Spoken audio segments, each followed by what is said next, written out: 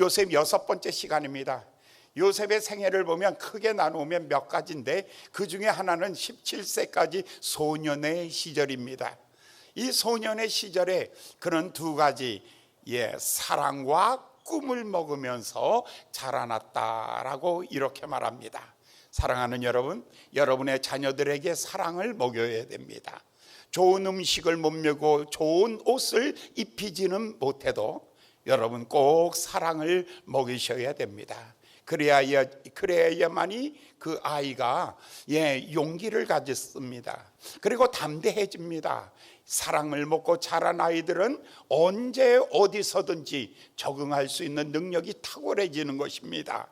그래서 사랑을 먹고 자라고, 두 번째, 하나님께로부터 꿈을 먹고 자랍니다. 그러므로 여러분, 이 두 가지 요셉은 이 두 가지 어린 시절을 잘 보내었습니다. 마치 옥토에서 자라난 나무와 같이 시절을 쫓아 열매를 맺는데 100배, 30배, 60배 맺었느니라 라는 말씀처럼 이 좋은 가정에서 이렇게 아름답게 잘 지났습니다.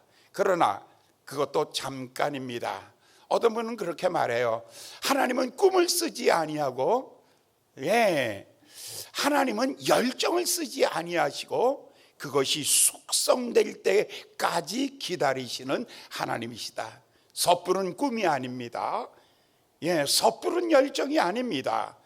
열정이 성숙하여지고 꿈이 성숙해지려면 연단이라는 시절을 겪어야 하는 것입니다.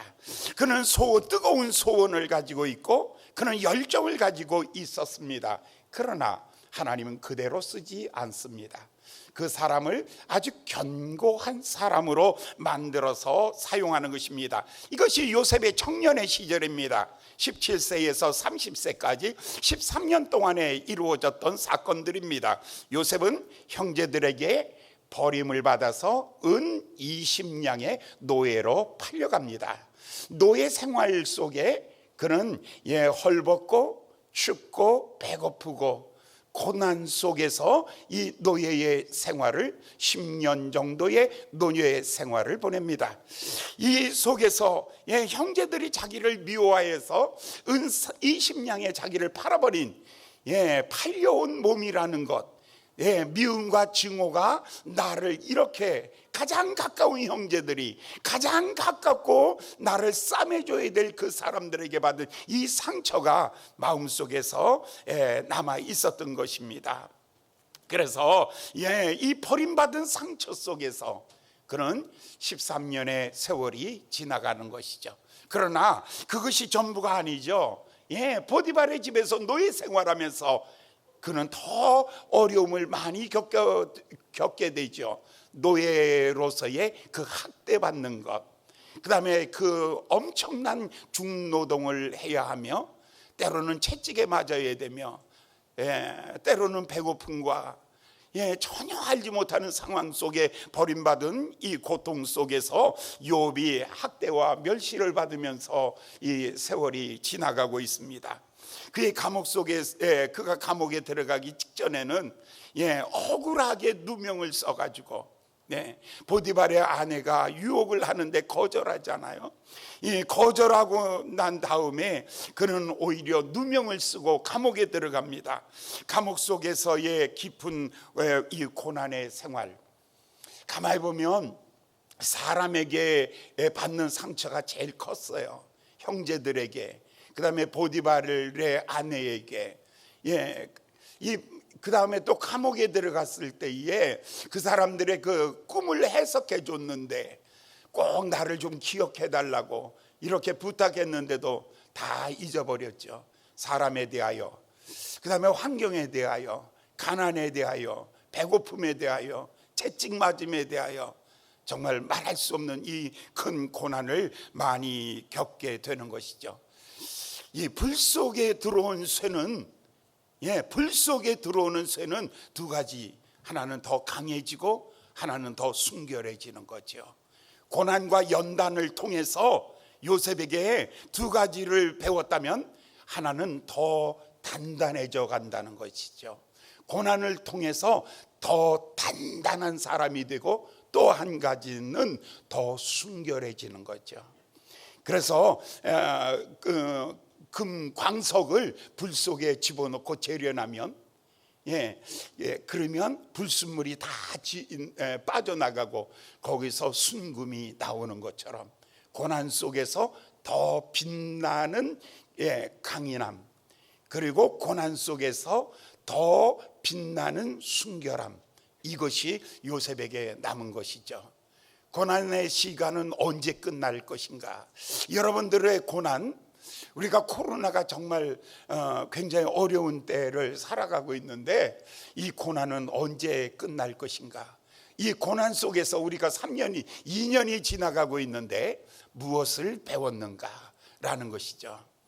이걸 다 하면은 초등학교를 마치면 중학교 가듯이, 중학교를 마치면 고등학교를 가듯이, 그렇게 인생의 고난의 학교를 통해서 반드시 거기서 성취되어야 될 목표가 있는 것이죠. 요셉에게 있어서 질그릇이라면 그 질그릇 속에 무엇을 담느냐라는 거예요. 10년 동안 그에게 그 안에 담겨져 있는 것은 미움이 남아 있어 있는데 미움은 사라졌어요. 미움이 그 안에 남아 있어야 되잖아요. 그 마음 속에 미움이 남아 있어야 되잖아요. 근데 미움을 찾을 길이 없어요. 요셉의 마음 속에 10년 후에 보니까 10년 후에 보니까 형제들에게 버림받은 그 미움이 사라져 버렸어요. 거기에 집착하지 않았다는 것이죠. 그리고 그 절망감 속에서 10년의 세월이 지나가는데 그 절망감이 그를 사로잡지 않았다는 거예요. 그가 보면 그 어려움 속에서도 질그릇 속에 보석 4개를 발견할 수 있어요. 첫 번째 보석은 뭐냐면 하나님에 대한 신뢰예요. 믿음이 오히려 자라났다는 거죠. 질그릇 속에서 믿음이 자라나고 있었던 거예요. 이 고난 속에서 믿음이 아주 무럭무럭 자라나고 있어요. 여러분, 믿음이라는 나무는 고난 속에서 잘 자라는 나무예요. 레바논의 백향목과 같이 이것은요 추운 지역에서 잘 자라는 거죠. 레드우드라는 나무가 있어요. 그 나무는요 적어도 30m 이상 되는 굉장히 높은 나무예요. 그거는 반드시 군락을 이루고 자라나는 나무예요. 아무리 태풍이 불고 바람이 불어도 레드우드라는 이 붉은 나무는 절대로 넘어지질 않아요. 그 왜 그러냐면 그 뿌리들이 서로 엉켜가지고 뿌리들이 견고하게 엉켜 있기 때문에 내 나무와 내 나무, 두 나무, 세 나무, 네 나무, 그래서 군락을 딱 이루고 있으면요 아무리 태풍이 불어도 그 나무가 넘어가지 않는 것이죠. 마찬가지죠. 지금 요셉이라는 나무가 자라나고 있는 거예요. 보이는 부분보다 보이지 않는 부분이 더 중요하죠. 지금 요셉이 감옥까지 와 있어요. 보디발의 집에서 감옥까지 내려왔어요. 이제 더 이상 내려갈 데가 없는 가장 깊은 절망에 빠져 있는 것이죠. 그런데 성경에 보면 요셉의 믿음이 오히려 더 신실해지고 있는 것을 발견하게 돼요. 39장에 가서 요셉이 그가 하나님을 여호와께서 요셉과 함께 하심으로 바로의 집에서 형통하였더라. 요셉이 하나님과 함께 하심으로 바로의 집이 복을 받았더라. 그 다음에 40장에 가서는 요셉이 감옥에 있어도 하나님이 함께 하심으로, 이 단어 굉장히 중요하죠. 하나님이 함께 한다는 게 믿음이에요. 도대체 믿음이 뭔가? 요시 해보자, 그건 믿음 아니에요. 정말 진정한 믿음은 뭐냐면 이 자리에 하나님이 나와 함께 계시다는 거예요. 내 고난받는 이 자리에, 내가 슬피 우는 이 자리에 여전히 하나님이 여기도 함께 계시는 하나님이시다라는 이 신뢰를 갖는 것, 그게 믿음이에요. 믿음은 어떤 큰 목표를 그려놓고 도전하자, 해보자, 또 해보자, 또 해보자, 10번 찍어 안 넘어가는 나무가 어딨냐, 해보자. 이 믿음보다 더 귀한 믿음이 뭐냐면 하나님에 대한 신뢰인데, 보디발의 집에 가 있어도 하나님이 여기도 함께 계시는 하나님. 내가 억울하게 누명 쓰고 감옥에 들어가 있는데도 여전히 하나님은 여기에서 나와 함께 계시다라는 것. 그 하나님에 대한 신뢰, 그리고 그 하나님에 대하여 자기를 맡기는 것, 이것이 바로 진정한 믿음입니다. 요셉이 이 믿음을 가지고 하나님은 어디든 계시는 하나님, 여기서도 내 영혼의 목자가 되시는 하나님, 여기서도 나에게 소망을 주시는 하나님, 여기서도 하나님은 나를 붙잡고 인도하시는 하나님이시다. 사랑하는 여러분, 오늘 여러분의 삶의 자리가 어떻습니까? 어디까지 내려갔습니까? 어디까지 내려가 있습니까? 여러분들이 혹시 보디발의 집에 있습니까? 노예와 같이? 아니, 어쩌면 감옥과 같은 이 절망의 깊은 자리에 있습니까? 그러나 여러분, 하나님은 저 구름 위에 계시는 하나님이 아니라 바로 여기도 계시는 하나님. 다윗의 시편 중에 가장 아름다운 시편은 수평선 넘어 거기도 하나님이 함께 계시며, 지평선 넘어 거기도 하나님이 함께 계시며, 내가 깊이 내려가 음부의 자리를 필지라도 거기도 하나님이 함께 계시며, 내가 높이 올라가 하나님의 보좌 우편에 있다 할지라도 거기도 여전히 계시는 하나님. 여전히 지금도 여전히 함께 계시는 하나님. 사랑하는 여러분, 이것이 첫 번째 보석이에요. 여러분들이 있는 그 자리를 원망하고 불평하지 마시고, 여러분이 있는 그 오늘의 이 자리를 여러분 슬퍼하거나 낭망하지 마시고, 여러분 여기도 하나님이 함께 계시니 주 예수 모신 곳 그 어디나 하늘나라, 빈들이나 천막이나 궁궐이나 내 주 예수 모신 곳 바로 그것이 하나님의 나라, 그것이 여러분 천국입니다. 주님 품 안에 내가 있으면 그것이 바로 하나님의 나라입니다.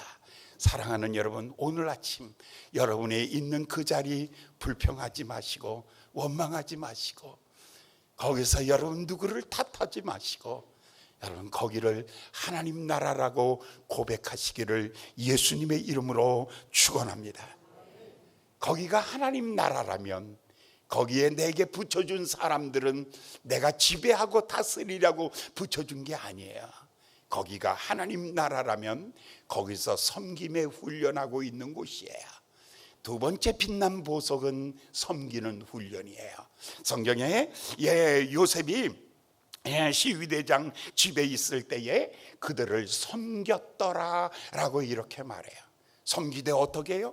그들의 얼굴을 살피며 그들의 눈동자를 마주치며 섬기는 거예요. 여러분, 우리는 때로 어떤 섬김은 눈동자를 피하여 가면서 섬기는 것, 이거는 상처들을 가지고 있다는 거예요. 그러나 눈동자를 마주치며 눈을 보면서 섬길 수 있었다는 것은 마음으로 섬기고 있다는 거예요. 요셉이 감옥에서도 눈을 마주치며 그들을 섬겼어요.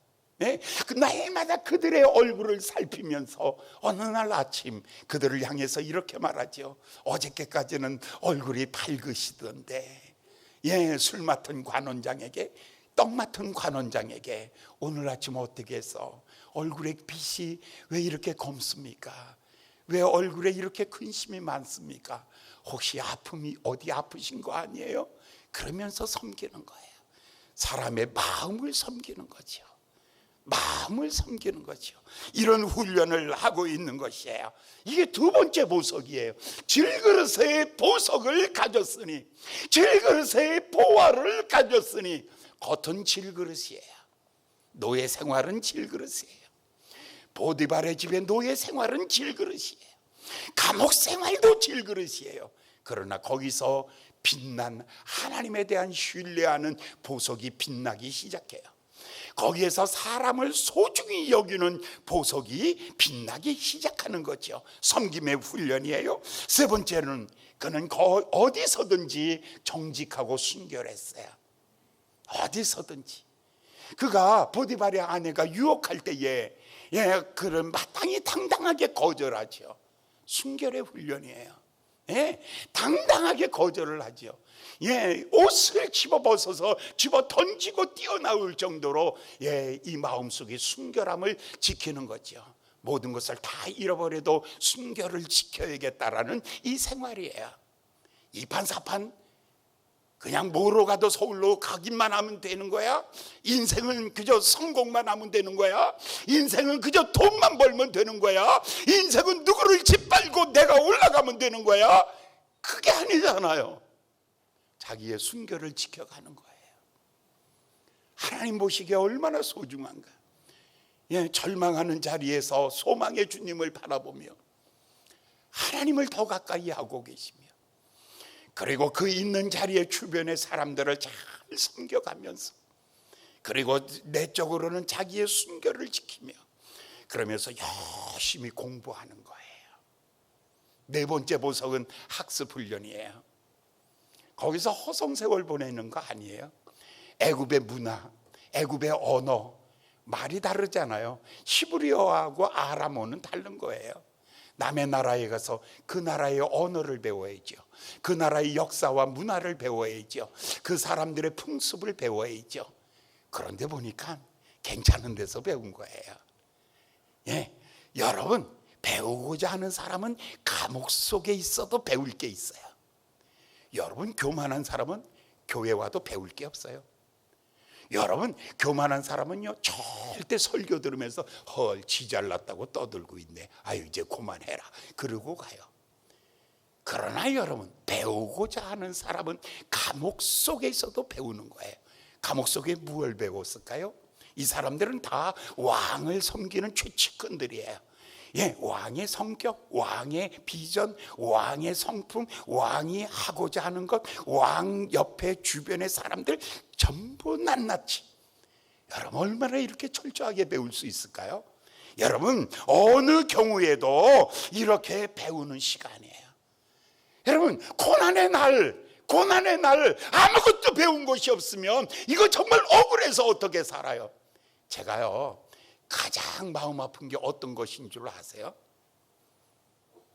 제가 우리 교회 부교역자들이 왔을 때 제일 마음 아픈 게 하나 있어요. 부교역자들을 바라보면서 제일 마음 아픈 게 뭐냐면 30대 가장 젊은 시절에 아무것도 배운 것이 없이 이 교회에 있다가 떠나가는 사람들. 이 사람들은 허송세월 살았다. 돈의 문제가 아니에요. 월급을 얼마나 많이 타느냐의 문제가 아니에요. 여러분, 고난 속에서 배운 것이 있다면 그것이 고난이 아니라 그것이 축복의 시간이 되어야 되는데, 인생이 60살 70살 되면 배울 게 별로 없어요. 그런데 인생의 30대 얼마나 소중한 시간인데, 돈으로 바꿀 수 없는 소중한 시간, 그 무엇으로도 그 가치, 시간의 가치를 바꿀 수 없는 가장 열정 있고 가장 비전 있고 가장 학습 능력이 뛰어난 30대. 이 30대의 시간에 그저 불평이나 하고 그저 시간 달력이나 넘어가고 돈 얘기나 하고 쉬고 희망이 없다. 희망이 없다. 희망이 없다. 억울한 건 뭔 줄 아세요? 억울한 건 뭔 줄 아세요? 30대에 젊은 시절에 눈물을 쏟으며 피를 쏟으며 땀을 쏟으면서 거기에서 무엇인가 뜨거운 시간을 보내었다면, 하나님은 반드시, 하나님은 그 소중한, 돈으로 바꿀 수 없는 가장 소중한 30대의 시간을 하나님께서 갚아주실 때에, 여러분 요셉을 보십시오. 30대 20대의 이 소중한 시간에 가장 낮은 자리에서, 가장 절망의 자리에서, 가장 고통의 자리에서 가장 소중한 것을 배우고 있어요. 무엇을 배워요? 여기도 하나님이 함께 계시는 거야. 자기 스스로 자기에게 가리키는 거예요. 너 낙심하지 마. 여기도 하나님이 함께하는 자리야. 여기서도 감사해야지. 자기를 격려하는 거죠. 너 주변에 있는 사람들 손가락질하지 마라. 이 사람들은 바로 내가 섬기라고 보내준 사람들이야. 예? 예, 너 어디 있든지 너 스스로를 깨끗하게 해. 너 어디 있든지 너 스스로 너를 사랑한다면 너 순결해야 돼. 예? 그리고 하나하나 다 철저하게 배워. 숨 쉬는 것까지 배워. 왕에 대하여 꿰뚫어라. 왕에 대하여 꿰뚫어라 하면서 그 소중한 10년의 세월을 보내고 있는 거예요. 마침내 요셉은 그릇 준비한 거예요. 하나님의 축복을 담을 그릇 준비한 거예요. 여러분의 인생들, 여러분의 이 젊음의 시간들, 여러분의 인생의 젊음의 시간들에 거기에 뭐를 담고 있어요? 뭐를 담고 있냐고요? 허망한 꿈을 버리세요. 네? 여러분의 그릇에다가 요셉이 이 절망의 시간에 여기다 그릇에 담은 것은 하나님에 대한 신뢰예요. 두 번째, 사람에 대하여 소중함이에요. 세 번째, 자기 자신에 대하여 순결함이에요. 네 번째, 어디서든지 배우는 사람. 이 삶의 스타일, 삶의 자세가 그의 인생 전체, 그가 110년을 살아요. 110년을 살아요. 30살에 그가 뭐가 되냐면 총리가 돼요. 그러면 80년을 넉넉하고 부유하고 존경받는 자리에서 살았던 거예요. 바닥을 칠 때, 인생의 가장 아픈 시간을 보낼 때에, 그때에 그는 정말 소중한 것을 배웠어요. 이거는 세상이 가르쳐주지 않아요. 이것은 아무도 여러분들에게 가르쳐주질 않아요. 여러분에게 배워야 될 시간에, 소중한 시간에 배우십시오. 이것을 다 마치는 순간에 여러분은 그 고난의 학교에서 여러분들이 이 네 가지 소중한 것을 배웠어요. 하나님을 신뢰하기, 사람을 소중히 여기기, 자신을 깨끗하게 하기, 네 번째, 어느 경우에도 학습하기. 이 네 가지를 딱 하고 있으니까 하나님 보시기에 이것이 무럭 속 사람이 자라난 거예요. 믿음이 충만해요. 감옥에서도 사람들을, 그 감옥 죄수들을 잘 섬겨요. 그리고 어떤 경우에서든지 순결을 잘 지켜가는 거예요. 그리고는 어떤 경우에서든지 열심히 학습하는 모습. 하나님이 보시기에 이제는 되었구나. 이제 드디어 하나님이 보시기에 되었구나. 그러면서 하나님이 여호와 일에 준비하신 일들을 하기 시작해요. 하나님이 기다리신 거예요. 요셉이 성장하기를 기다리신 거예요. 때가 참에 하나님께서 이 일을 시작하죠. 아모스 선지자는 이렇게 말해요. 하나님이 하고자 하시는 일을 먼저 자기 종들에게 보이시는 이라. 먼저 보이세요. 하나님이 역사를 노아 시대의 홍수를 심판할 때에 심판 있기 전에 하나님께서 노아에게 먼저 보이셨죠. 하나님께서 소돔과 고모라 성을 심판하기 전에 먼저 아브라함에게 보이셨죠. 하나님께서 역사를 경영하면서 느부갈네살 왕에게 하나님께서 먼저 보이셨죠. 바벨론의 나라와 그리고 페르시아와 그리고 헬라와 로마, 장차 이 세상을 끌어갈 리더십들에 대하여 하나님은 미리 다 보여주시는 거죠. 그래서 하나님이 아브라함에게 이렇게 말해요.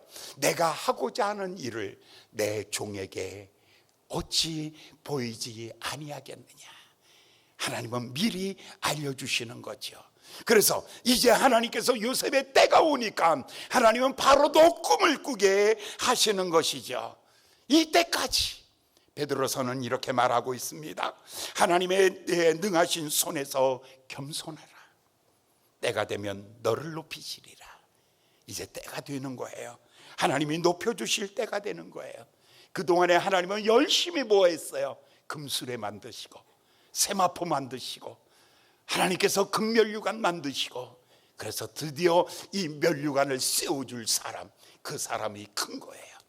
이 면류관을 세울 만한, 이 엄청난 면류관을 세울 만한 머리가 큰 거예요. 머리통은 요만한데 면류관을 이딴만 하면 확 집어넣으면 사람이 없어져요. 권세만 보이지. 그런데 이 사람은 이 면류관을 쓸만한 머리가 성장한 거예요. 하나님께서 이때까지 기다리시는 것이죠. 이런 거예요. 어느 날 엘리사가 선지자의 생도 중에 하나가 두 아들이 팔려가게 되었어요. 하도 가난해서. 그래서 물었어요. 너희 집에 무엇이 있느냐? 기름 한 병밖에 없나이다. 알았다. 그러면 가가지고 동네에 있는 그릇을 다 빌려와라. 다 빌려왔어요. 그리고 난 다음에 골방에 들어가서 기름을 부어라. 기름을 부어서 그래서 어려운 사람 그것을 팔아서 빚을 갚고 살아라. 그러면 이 사람이 해야 되는 일이 뭐냐면 그릇 준비하는 일이에요. 이 과부가 해야 되는 일은 그릇 준비하는 일이에요. 그런데 보통 사람들은 기름 걱정하느라고 그릇 준비 안 해요. 사랑하는 여러분, 왜 하나님이 큰 일을 못 하시는 줄 아세요? 왜 나에게는 큰 일이 안 일어날까? 기름을 내가 준비하고 하나님 보고 그릇 준비하라 그래요. 거꾸로 돌아가는 것이죠. 하나님은 기름 준비하고 나는 그릇 준비하고. 요셉이 지금 하나님의 축복을 담을 만한 그릇이 되는 거예요. 질그릇 그릇이 변하여 금그릇으로 바뀌어지는 시간이에요. 빛나는 그릇으로 바뀌어지는 시간이죠. 하나님은 기름 준비하고 나는 그릇 준비하고. 하나님은 한번 따라해 보실래요? 하나님은 기름 준비하고 나는 그릇 준비하고. 그게 엘리사의 기적이에요. 근데 오늘 보통 사람들은 다 거꾸로 살아요. 그릇이 기름이 요만큼이니까 그릇은 요만큼이면 돼. 내 능력의 제한을 갖고 있어요. 내가 가지고 있는 돈은 이만큼이니까 통장은 요만하면 돼. 그러니까 전부가 다 뭐냐면 기름을 다 내 능력이라고 생각하는 거예요. 여러분, 내가 가지고 있는 능력이 기름이 아니라 그릇이에요. 그릇은 내가 준비하고 거기에 담는 기름은 누가 준비하냐면 하나님이 준비하는 거예요. 총리는 누가 만들어주는 거예요? 하나님이 만들어주는 거예요. 그 나라를 다스리는 권세를 누가 주는 거예요? 하나님이 주는 거예요. 그것을 감당할 만한 그릇은 누가 만드는 것이냐면 내가 만드는 거예요. 그런데 우리는 보통 내 총리 된 다음에 그 다음에 가서 배워야지. 아니요, 하나님은 준비된 사람을 쓰십니다. 연단을 통해서 허송세월을 한 사람을 쓰는 것이 아니라 여러분들에게 있어서 준비된 사람을 쓰시는 것입니다. 오늘 여러분들이 인생을 좀 젊다라고 생각한다면 허송세월 보내지 마세요. 허송세월 보내지 마세요. 그저 잡다한 것 그냥 다 집어넣은 걸 가지고 쓰레기통이라고 해요. 남이 버려놓은 지식 집어넣지 마세요. 여러분의 소중한 몸에다. 남이 버린 지식을 거기다 담지 마세요. 남이 세상의 이 얘기 저 얘기 이런 거 다 담지 마세요. 여러분의 마음에 소중한 그릇이라면 하나님을 신뢰하기, 사람을 소중히 여기기, 그리고 순결을 지켜가기, 그리고 바른 것을 배워가기, 역사를 배워가기, 이런 것을 마음에 담으면 그릇 준비 땡 끝난 거예요. 드디어 하나님이 문을 여십니다. 하나님이 역사의 문을 여십니다. 열고 닫는 것은 하나님이 하시는 것입니다. 여러분이요, 닫으시고 여시고 닫으시고 여시고. 그래서 성경에 이렇게 말합니다. 열면 닫을 자가 없고 닫으면 열 자가 없느니라. 하나님의 권세가 이것을 열고 닫습니다. 사랑하는 여러분, 인생의 절망의 날을 닫으시고 소망의 날을 열으시는 분이 하나님이십니다. 준비된 사람들, 길이 열리기를 예수님의 이름으로 축원합니다. 준비된 여러분들, 이렇게 네 가지가 잘 준비되었다면 여러분 2022년 잘 될 겁니다. 할렐루야. 하나님이 열어주실 것입니다. 하나님께서 열린 문을 주실 것입니다. 여러분 앞에 축복이 넘칠 것입니다. 하나님이 여러분 상상 밖의 것을 준비하셨는 줄 믿습니다. 여러분, 코로나 말에 하나님께서 오히려 우리에게는 더 놀라운 축복을 준비하고 있다는 것을 보게 될 겁니다. 코로나 잘 여러분 넘어가고 있습니다. 애굽의 문을 닫으시고 홍해를 열으신 하나님, 광야의 문을 닫으시고 요단강의 문을 여시는 하나님이었습니다. 광야의 문을 닫으시고 하나님은 요단을 열어놓으시며 죽음의 문을 닫으시고 하나님은 부활의 문을 열어두셨던 하나님이십니다. 그래서 하나님이 역사를 경영하는 것을 이사야서는 이렇게 말하고 있습니다. 고레스 왕을 두고 말하기를, 나의 기름 부음 받은 고레스의 오른손을 잡고 열국을 그 앞에서 항복하게 하며 열왕의 허리를 풀며 성문을 그 앞에 열지어다.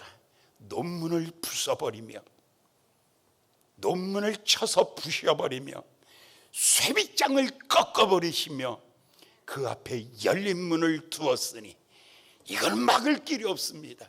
하나님의 권세와 하나님의 힘이 뭐라고요? 논문을 부셔버리신다 그랬어요. 그 당시에 노쇠가 가장 강한 겁니다. 쇠문은 가장 강한 것입니다. 무엇을 깨고 무엇을 부수신다고요? 논문을 부수어버리며 쇠빗장을 꺾으실 것이다.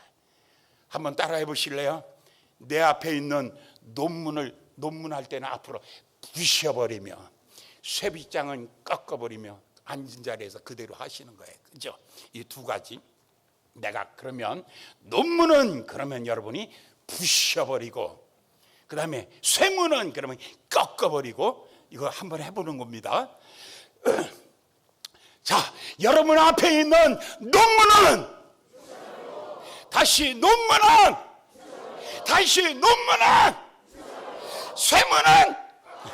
쇠문은 할렐루야. 누가 하신다고요? 하나님이 하신대요. 걱정하지 마십시오. 다시 한번 이거 되게 신나는 거예요. 이거 2020년 코로나 사태 이후에 최고의 오늘 신나는 메시지가 이건 것 같아. 하나님께서 고레스 왕 나의 기름 부음 받은 자에게 주시는 하나님의 축복, 하나님이 그 손을 오른손으로 붙잡고 일하시는 하나님의 가장 놀라운 축복은, 하나님은 논문은 다시 논문은 쇠문은 할렐루야. 누가 하십니까? 하나님이 하십니다. 바로 하나님이 그렇게 하십니다. 빌립보의 감옥의 털을 움직이시고 그 논문을 깨어 부르셨던 하나님, 오늘 요셉의 집을 요셉의 아버지의 집의 길을 막으셨다면, 하나님이 열어놓은 길은 애굽의 보디발의 집이었습니다.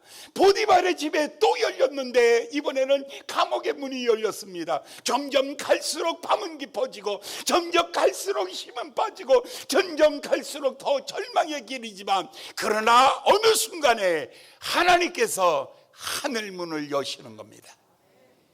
어떤 날은 해도 내려가고 또 해도, 여러분 기도해도 응답이 없어. 기도해도 안 되고 또 했는데도, 그때는 내려가는 열차를 탔구나. 너는 하행열차, 나는 상행열차. 너는 하행열차를 타고 있구나. 그러나 어느 날 어느 순간에 바닥을 칠 때에 하나님께서 새 문을 여십니다. 사랑하는 여러분, 돌아오는 것은 없습니다. 소년의 시절이 지나면 여러분 청년의 시절이 열립니다. 청년의 시절이 닫히면 장년의 시절이 열립니다. 장년의 시절이 닫히면 노년의 시절의 문이 열립니다. 여러분, 노년의 시절에 문이 닫히면 어디가 열립니까? 천국 문이 열리는 것입니다. 할렐루야, 할렐루야. 여시는 분은 하나님이십니다. 오늘 이제 드디어 왕이 그를 불러내십니다. 14절을 보겠습니다. 41장 14절. 41장 전체를 설교해야 되기 때문에 이렇게 갑니다. 14절 다 같이 봉독합니다. 시작. 이에 바로가 보내어 요셉을 부르매 그들이 급히 그를 옥에서 낸지라. 요셉이 곧 수염을 깎고 그 옷을 갈아입고 바로에게 들어오니라. 아멘. 드디어 어디로 나타나기 시작해요? 왕궁으로, 황제가 있는 곳으로 향하여 나가는데, 제일 먼저 이거 뭐죠? 수염을 깎고 그 다음에 옷을 싹 갈아입히고, 그리고 딱 섰는데 역시 반듯해. 감옥에서 우글쭈글 허리가 안 구부러져 있어. 사람이 비굴해지지 않았어. 얼마나 당당하게. 그게 본래의 모습이었어요. 이 당당한 모습으로 왕 앞에 나가는 것입니다. 드디어 왕이 묻습니다. 16절. 그가 대답합니다. 시작. 요셉이 바로에게 대답하여 가로되 내게 있는 것이 아니라 하나님이 바로에게 평안한 대답을 하시리이다. 얼마나 당당해요. 요셉에게 이렇게 말해요. 너 꿈 해석 잘한다며? 나 꿈 꿨는데 네가 해석할 수 있어? 라고 딱 물었어요. 그랬더니 16절 딱 하는 말이, 내게 있는 것이 아니라 하나님이 하십니다. 할렐루야. 하나님이 하십니다. 걱정 마십시오. 하나님이 당신에게도 평안을 줄 것입니다. 아니, 이 조그만 꼬맹이가 30살이에요. 꼬맹이가 딱 왕 앞에 얼마나 많은 신하들이 엎드려 있습니까? 그런데 딱 와서 하는 말이, 왕이 묻죠. 네가 꿈을 해석할 수 있다며? 해석할 수 있겠나? 라고 물었어요. 그러니까 왕에게 말하기를, 왕이여, 해석은 내게 있는 것이 아니라 하나님이 하십니다. 그런데 하나님이 당신에게 평안을 주실 겁니다. 우와, 왕은 뭐가 됐어요? 한마디로 왕은 쪼다가 돼버리고 얘가 왕 같은 사람이 됐어요. 와, 이 등장할 때의 이 당당함을 보십시오. 이게 어디 감옥에서 나오는 사람입니까? 이게 어디 감옥에서 나오는 사람이라고 말할 수 있습니까? 이 사람 속에 어떻게 이렇게 이 고난의 10년의 세월을 보내면서 어떻게 이 왕 앞에 당당하게, 왕이여, 해석은 내게 있는 것이 아니라 하나님이 해석하실 것이며, 그런데 중요한 것, 평안은 하나님이 당신에게 주시는 겁니다. 우와, 당당하고 놀랍습니다. 그랬더니 왕이 쭉 이실직고합니다. 7마리의 암소가 있었는데 얼마나 아름다운지 모른다. 그 다음에 패리하고 병든 암소가 있는데 이것들을 다 잡아먹었느니라. 두 번째 다시 또 꿈을 꿨는데 7개의 송이의 가지에 풍성한 열매가 맺혔는데, 그 다음에 7개의 7개의 가지에서 나온 것들이 다 잡아먹고 패리하게 되었다. 이게 도대체 뭔지 모르겠다. 이 꿈을 꾸고 난 다음에 내가 불안해서 잠이 오지 않고, 내가 그날부터 식음을 잼폐하고 내가 두려움에 떨고 있다라고 이렇게 말하는 것입니다. 그랬더니 25절에 그가 이렇게 말합니다. 25절에 요셉이 바로에게 고하되 바로의 꿈은 하나이니이다. 하나님이 그 하실 일을 바로에게 보이심이니라. 다 듣고 난 다음에 딱 얘기해. 2번 꾸셨다고요? 2번 꾸신 게 아니라 하나입니다. 그리고 하나님이 하실 일을 보이신 것입니다. 2번 꿨다는 것은 즉시 이 일이 즉시 시작될 일입니다 하고 명쾌하게 말을 해줍니다. 그리고 난 다음에 33절을 보겠습니다. 이제 33절 다 같이 봉독합니다. 시작. 이제 바로께서는 명철하고 지혜 있는 사람을 택하여, 아니 지금 여기서 지금 뭘 얘기하고 있어요? 지금 왕에게 이것은 하나님이 분명히 하실 일입니다. 즉시 시작할 일입니다. 그렇다면 대안을 준비하셔야 되는 것입니다. 아니 갑자기 여러분이요, 문제가 복잡할수록 쉽게 푸셔야 돼요. 복잡한 문제 쉽게 푸는 방법이 하나 있어요. 하나님의 지혜예요. 문제가 복잡한 사람은 아주 복잡해요. 점점 더 복잡해져요. 요셉은 아주 명쾌하게 대답해요. 두 번 꽂다는 것은 분명히 시작될 일입니다. 속히 시작될 일입니다. 이것은 간단합니다. 7년은 풍년이요 7년은 흉년입니다. 그런데 왕이요, 이 일에 대하여 이렇게 하면 좋습니다 라고 대안을 말합니다. 문제를 많이 말해도 대안 말하지는 못해요. 왜 문제만 하냐면 두려움에 딸려 있어요. 기름은 내가 준비하는 줄 알아요. 그런 사람들이 늘 문제 제기만 해요. 열심히 문제 제기를 해요. 문제 제기 잘하는 사람 똑똑해요. 문제 제기 잘하는 사람 아주 명철해요. 그런데 중요한 것은 하나님에 대한 신뢰가 없는 사람이에요. 지금 여기서 요셉이 뭐라고 말하냐면 문제를 명쾌하게 지적해요. 이것은 분명히 하나님께서 하실 일이고 7년 흉년 7년 풍년입니다. 그래서 그러나 하나님께서 당신의 나라 죽이지 않습니다. 걱정하지 마십시오 하고 평안을 주고 난 다음에 왕이여, 33절에서 왕이여 파로요, 이제 파라오 폐하 명철하고 지혜 있는 사람을 택하여 애굽을 다스리게 하시옵소서. 여기 정말 간단해요. 폐하의 머리 가지고는 안 될 것 같은데 어떻게 하면 좋겠어요? 명철하고 지혜로운 사람, 하나님을 섬기는 사람이죠. 이런 사람을 선택하십시오. 두 번째 34절 바로께서는 또 이같이 하사 국중에 여러 관리를 두어 7배 풍년을 애굽 땅의 5분의 1을 거두시옵소서. 그러니까 여러 군데 창고를 지으십시오. 그 다음에 세금은 5분의 1, 20%를 거두십시오. 그러니까 이제부터 풍년의 날 저축을 시작하는 겁니다. 세 번째 저축이에요. 어떻게 저축하라고요? 풍년이 오면 모든 곡식을 거두어서 바로에 들려 적치하시옵소서. 창고에 열심히 거두어 주십시오. 그리고 난 다음에 36절 이렇게 말합니다. 이와 같이 그 곡물을 이 땅에 저장하시면 애굽 땅에 임할 7해 흉년을 예비하시면 땅이 그 흉년을 인하여 멸망치 아니하리이다. 왕이여, 이 나라 한 방에 걱정하지 마세요. 이렇게만 하세요. 첫 번째, 지혜로운 사람을 선택하세요. 두 번째, 7년 동안 열심히 5분의 2, 20%의 세금을 거두세요. 세 번째, 그리고는 창고를 각 성에다 다 지으십시오. 그리고 난 다음 흉년의 때 그것을 백성들에게 먹이십시오. 자, 이것이 요셉의 창고의 비밀입니다. 그렇습니다. 여러분, 이렇게 명확하게 이 얘기를 해주는 거예요. 어떤 사람은 문제 제기는 잘해요. 아유, 못하는데요, 안 되는데요. 근데 지혜가 없어요. 뭐가 없다고요? 하나님이 어떻게 이 문제를 해결하시는가에 대한 지혜는 누구에게 있냐면 고난 속에서 지혜가 커간 거예요. 여러분, 우리나라가 지금 그래도 세계에서 지금 10번째 안에 잘 사는 나라잖아요. 지금 그저 돈 찍어서 백성들 당장 어렵다고 열심히 푸는 거, 그거 잘하는 거 아니에요. 가장 중요한 것은 다음 세대가 잘 살도록 만드는 거예요.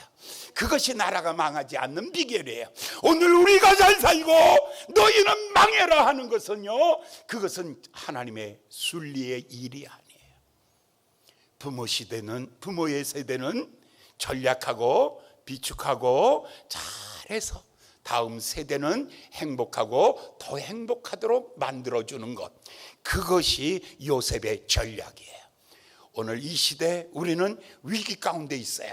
어떤 위기 가운데에도 내일을 준비해 갈 수 있는 사람들, 이 사람들이 지혜로운 사람이에요. 오늘 여러분, 우리는 2022년 3월 9일 대통령 선거해요. 어떤 사람 뽑히면 좋겠어요? 다음 세대의 것 다 끌어다가 오늘 우리가 먹자 하는 사람이 좋겠어요? 아니요. 오늘 우리가 힘들고 어려워도 또 전략합시다. 또 전략합시다. 그래서 다음 세대가 오히려 더 행복할 수 있도록 우리가 귀한 축복을 넘겨줍시다 라고 말하는 사람이 바로 요셉과 같은 고난의 때의 전략가예요. 오늘 이런 사람들이 우리나라의 대통령이 된다면 앞으로 10년 후, 20년 후, 100년 후 오히려 나라는 더 잘 되고 더 잘 되는 나라가 될 거예요. 사랑하는 부모님들, 오늘 여러분들이 힘들고 어려워도 전략하고 또 전략해서 여러분들이 이만큼 만들지 않았습니까? 그러니까 이제는 우리도 놀아보자 라는 생각 버리세요. 여러분들의 그 발걸음으로 끝까지 가십시오. 자녀를 위해서 희생하던 발걸음으로 그냥 가십시오. 오늘 내가 이제 60 넘었으니까 이제 돈 타가지고 나도 세계 일주하고, 오늘 내가 돈 탔으니까 명품 가방 사고, 좋은 차 사고, 나도 이 땅에서 한번 누리다 가자 라고 생각하지 마세요. 여러분들이 살던 걸음으로 사세요. 전략하셨으면 전략하신 걸음대로 그냥 사세요. 그래서 여러분 다음 세대들이 행복할 수 있다면 그 다음 세대들을 위해서 행복할 시간들을 조금 참고 넘겨주세요. 그렇게 한다면 여러분들이 오히려 더 요셉과 같이 좋을 때에 전략하십시오. 좋을 때에 또 전략하십시오. 그래서 위기의 때에 오히려 창고를 열고 사람을 구제할 수 있는 이런 지혜를 갖기를 예수님의 이름으로 축원합니다. 기도하겠습니다. 자비로우신 귀하신 아버지 하나님, 오늘 주신 말씀을 마음에 다시 한번 새깁니다. 아버지여, 요셉의 고난의 날에 그의 마음속에 빛나는 보석들을 준비하였습니다.